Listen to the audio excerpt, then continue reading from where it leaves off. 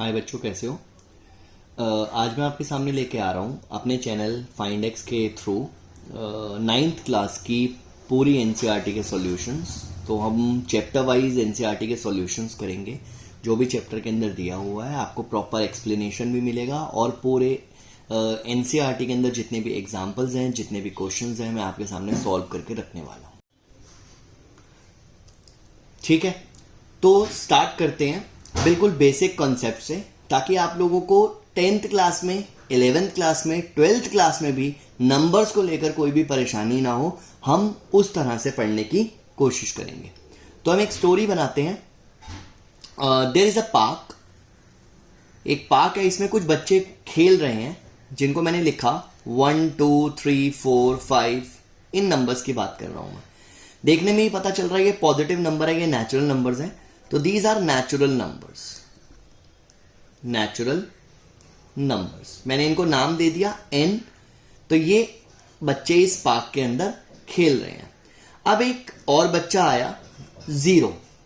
इसने बोला कि मुझे भी अपने ग्रुप में शामिल कर लो। अब ऐसा तो पॉसिबल नहीं है कि हम 0 को भी इस ग्रुप में शामिल कर लें, क्योंकि वो तो अलग है, वो नेचुरल नंबर्स में नहीं आ रहा है। तो हमने क्या किया, हमने एक और ग्रुप बना दिया जिसमें हमने 0 को अलग से ऐड कर दिया। ये 0 अलग से दिखाई दे रहा है और इस ग्रुप का नाम हमने रख दिया होल नंबर्स।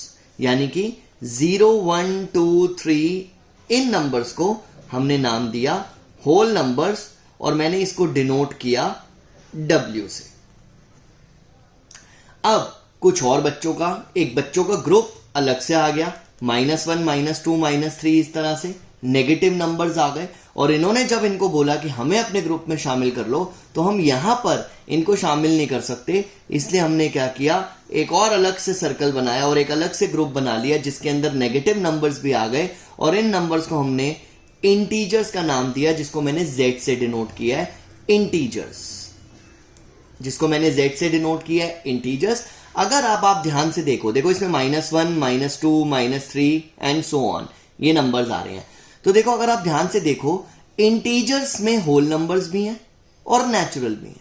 यानी कि अगर मैं बोलूं 1 इंटीजर है तो हम बोलेंगे हाँ, क्योंकि ये सबसे अंदर आ रहा है। अगर मैं बोलूं 0 इंटीजर है तो हम बोलेंगे हाँ, क्योंकि ये भी Z के अंदर आ रहा है। नेगेटिव नंबर्स तो हमें दिखाई दे ही रहे हैं। लेकिन अगर मैं बोलूं क्या नेगेटिव नंबर जो है वो नेचुरल है, नहीं, क्योंकि वो इसकी रेंज के बाहर है, वो बाहर की तरफ जा रहा है। तो इसलिए हम नेगेटिव नंबर्स को नेचुरल नंबर या होल नंबर नहीं बोल सकते।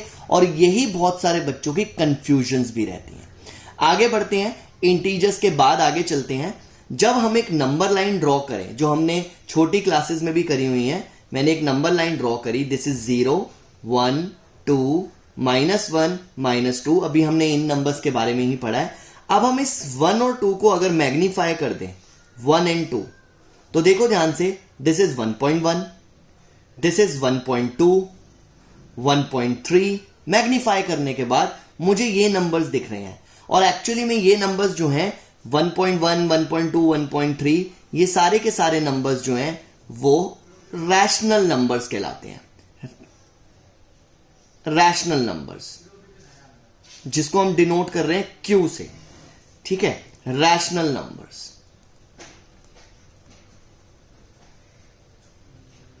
जिसको हम डिनोट कर रहे हैं Q से। तो ये Q में सारे रैशनल नंबर्स हमारे सामने आ गए। तो इस Q में सारे के सारे रैशनल नंबर्स हमारे पास आ गए। जैसे मैंने कुछ एग्जांपल लिए, 1/1.1 1.2 1.3। बेसिकली ये सारे के सारे P/Q की फॉर्म में होते हैं। तो अब देखो, हमारे पास एक और क्वेश्चन आ गया, क्या कि -1 एक रैशनल नंबर होगा? हाँ, होगा। अब क्यों होगा? क्योंकि जरा आप एग्जांपल देखो, -1 के नीचे 1 लिखूंगा तो ये P/Q की फॉर्म में आ रहा है, P/Q की फॉर्म में। -2 के नीचे 1 लिखूंगा तो भी ये रैशनल है।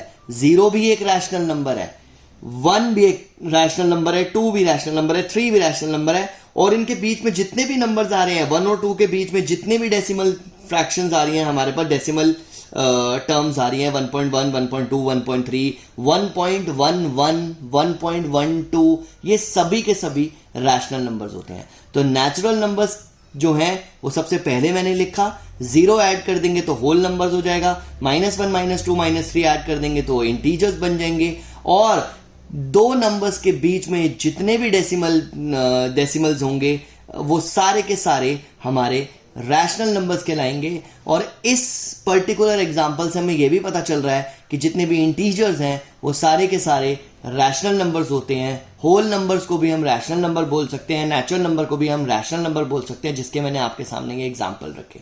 इस तरीके से याद रखने पर आपको नंबर्स में कभी भी कोई भी कंफ्यूजन नहीं होगी।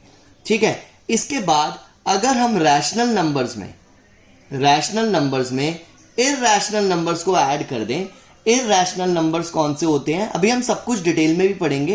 इररैशनल नंबर्स कौन से नंबर्स होते हैं?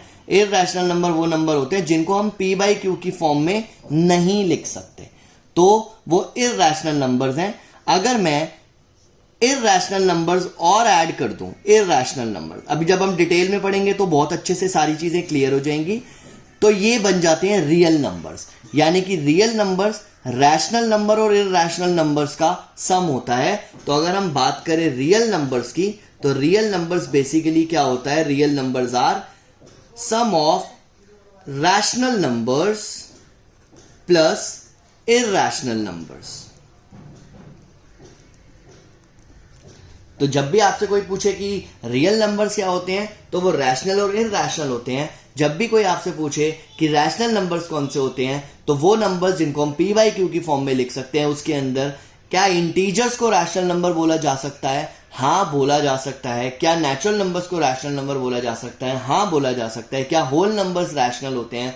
हाँ, होते हैं। क्या जीरो रैशनल नंबर होता है? हाँ, होता है। तो आप देखो, जो सर्कल, जो नंबर्स सबसे बाहर हैं, उसके अंदर सारे के सारे आ रहे हैं।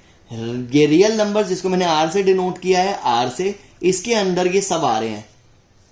एन के अंदर डब्ल्यू नहीं है, डब्ल्यू के अंदर जेड नहीं है, जेड के अंदर क्यू नहीं है, वो उसकी रेंज के बाहर है। तो इस चीज का आप लोगों ने ध्यान रखना है कि किसी भी अगर नंबर की बात कर रहे हैं तो उसके अंदर जो आ रहा है वो उसी का पार्ट होता है। तो इस चीज को आपने ध्यान रखना है। ये था, मैंने कुछ नंबर्स को एक्सप्लेन करा है आपके सामने, जो याद रखना बहुत जरूरी है। 9th क्लास में भी, 10th क्लास में भी, 11th क्लास में भी और 12th क्लास में भी कहीं पर भी आपके सामने ये सिचुएशन आ सकती है, और वो गलत ना हो, इस चीज का आप लोगों ने ध्यान रखना है।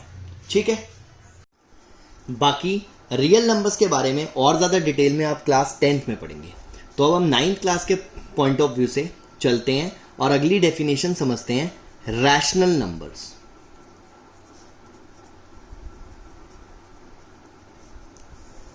Rational numbers,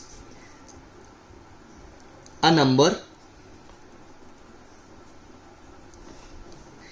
R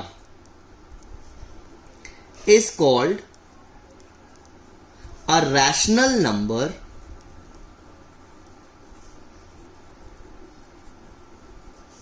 if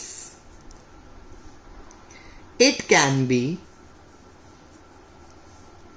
written in the form of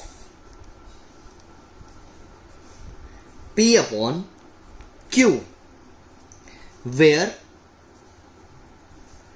p and q are integers। और एक इंपॉर्टेंट पॉइंट जो आपको याद रखना है वो क्या है कि जब आप p/q की फॉर्म में लिख रहे हो तो q कभी भी जीरो नहीं हो सकता। यानी कि किसी भी इंटीजर को अगर आप जीरो से डिवाइड करते हो तो वो नॉट डिफाइंड होता है। This is not defined. तो हम जीरो से डिवाइड नहीं कर सकते किसी भी नंबर को। तो जब भी हम किसी रैशनल नंबर को एक्सप्रेस कर रहे हैं p/q की फॉर्म में, तो आपको ध्यान रखना है कि q कभी भी जीरो के इक्वल नहीं होगा। ठीक है, न्यूमरेटर कैन बी पॉजिटिव और नेगेटिव, कुछ भी हो सकता है। अगर मैं कुछ एग्जांपल्स लूं आपके सामने, -25, ये मैं पहले भी बता चुका हूं, बाय 1 कर देंगे तो p/q की फॉर्म में आ जाएगा, एक रैशनल नंबर है। -3 बाय 1 कर देंगे तो ये भी एक रैशनल नंबर है। 2/3 भी एक रैशनल नंबर है। 7/4 भी एक रैशनल नंबर है। 4/8 भी एक रैशनल नंबर है। ये सारे के सारे रैशनल नंबर्स हैं। रैशनल नंबर्स के अंदर भी क्या होता है, इक्विवेलेंट रैशनल नंबर्स होते हैं कुछ, इक्विवेलेंट रैशनल नंबर्स। अब आपके सामने मैं रखने वाला हूं इक्विवेलेंट रैशनल नंबर्स की अगर हम बात करें, जैसे 1/2, 2/4, 3/6, 4/8। अगर आप इन सबको ध्यान से देखो तो ये सारे के सारे इक्विवेलेंट रैशनल नंबर्स हैं, क्योंकि अगर मैं 2/4 को कट करता हूं, अगर मैं 2/4 को कट करता हूं और सिंपलर फॉर्म में लेके आता हूं, सिंपलेस्ट फॉर्म में लेके आता हूं, तो भी ये 1/2 ही होगा, तो ये 1/2 है। 3/6 को भी अगर मैं सिंपलेस्ट फॉर्म में लेके आता हूं कट करके, तो ये भी 1/2 होगा। 4/8 भी 1/2 होगा। तो इन्हें बोला जाता है इक्विवेलेंट रैशनल नंबर्स। एक चीज का ध्यान और रखना कि मान लो आपने कोई रैशनल नंबर लिखा 3/5, ये एक रैशनल नंबर है, ऑब्वियसली p/q की फॉर्म में है, रैशनल नंबर। अब यहां पर जो p और q है, p and q, that is 3 and 5 have no common factor, no common factors other than 1। इसलिए यहां पर 3 and 5 are co-prime numbers, co-prime numbers. इसको भी आपने ध्यान रखना है कि ये को-प्राइम नंबर्स होते हैं। अगर मैं सिंपल सी लैंग्वेज में समझाऊं, जैसे कि 6/8, क्या आप 6/8 को कट कर सकते हो? हाँ, कर सकते हैं। 3/4, तो 6 और 8 को-प्राइम नहीं है, लेकिन जब ये 3 और 4 आ गया, इसको फर्दर आगे नहीं कट किया जा सकता, फर्दर आगे सिंपलेस्ट फॉर्म में नहीं कन्वर्ट किया जा सकता, तो ये को-प्राइम नंबर्स बन जाते हैं। यानी कि अब 3 और 4 जो हैं वो को-प्राइम नंबर्स हैं, क्योंकि इनको आगे कट नहीं किया जा सकता, क्योंकि इनके अंदर कोई भी कॉमन फैक्टर नहीं बचा। तो इस चीज को भी आप लोगों ने ध्यान रखना है। ठीक है, अब हम आते हैं